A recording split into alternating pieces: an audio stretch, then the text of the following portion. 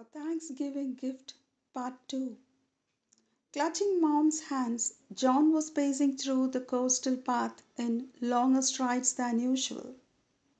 Mom has to reach there soon, he understood. She too took care not to bruise the young feet with the rough seaweeds. After a long chain of events on the seaside, Mom came back to usher John. He all this while sat on a wedge, seeing around with idle eyes. The silent sea kept lashing its foamy waters in a perfect rhythm. Randomly he picked broken corals and shells and threw them aimlessly into the gushing waves, still dreaming of the Christmas gift that Mom is bringing him soon. Would she wrap it in red or blue, yellow or green? Would it be with a ribbon or a star or a smiley? Let me see. Mom shook John's shoulder and showed him the three pomfrets she had secured with the seaweed. Their silver skin glinted in the moonlight.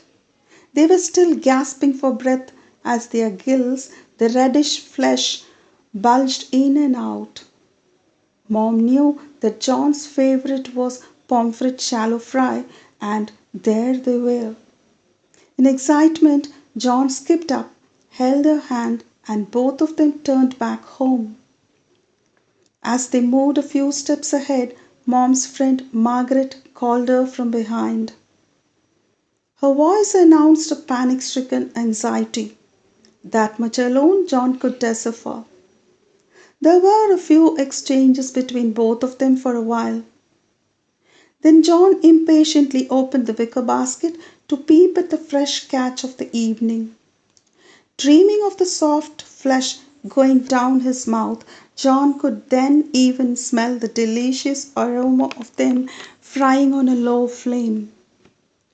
As he turned around to call Mom, he could see her hand over a wad of currency to Margaret, pat her shoulder, and nod her head as if to pacify her. Doing so, she waved at John to join her. Picking the wicker basket, he ran into her arms and they hurried back home. Some time later, Mom spilled her lullaby and nestled John in her arms. Swaying to and fro, she blew his golden locks of hair, which shone like gold in the bright moonlight. The best of God's gifts on earth would be a child. She rested him on the soft quilt and drew the blankets snug. It seemed to be morning so soon. Was a holiday. John's school had closed for the winter. Waking up to the morning church bell, John went out to play with his pup. Mom was busy making breakfast cereal and the soup. John came in with curious eyes and asked her, Mom, when will you give me my gift? I'm waiting for it. When he said so, she pointed to a box on the table and asked him to bring it to her. He jumped to the table, grabbed the box, and brought it to her. He sensed that the box wasn't heavy enough. Slowly he handed it to her and she signaled him to open it. With utmost care, John opened the box gingerly and was shocked to see it empty. But Mom, I don't find anything inside. Where's my gift?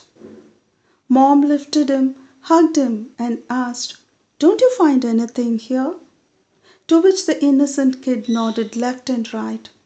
The desperate mom understood the child's feelings. My dear child, the box isn't empty. It is overflowing with my love. That is the greatest gift I could afford you for this Christmas. Will you accept it with all your heart? John, without delaying an instant, said, Mom, I know you. I know Margaret Auntie was in a bad need and you have helped her with the money you had for my Christmas gift. My teacher told us that Christmas is all about sharing and caring. It is not only about receiving. So I'm okay with the greatest gifts of all you have given me for this Christmas. Thank you, Mom, and this is the most amazing Christmas we are going to have. The proud mom nodded her head, trying to hide the tears that rolled down her cheeks.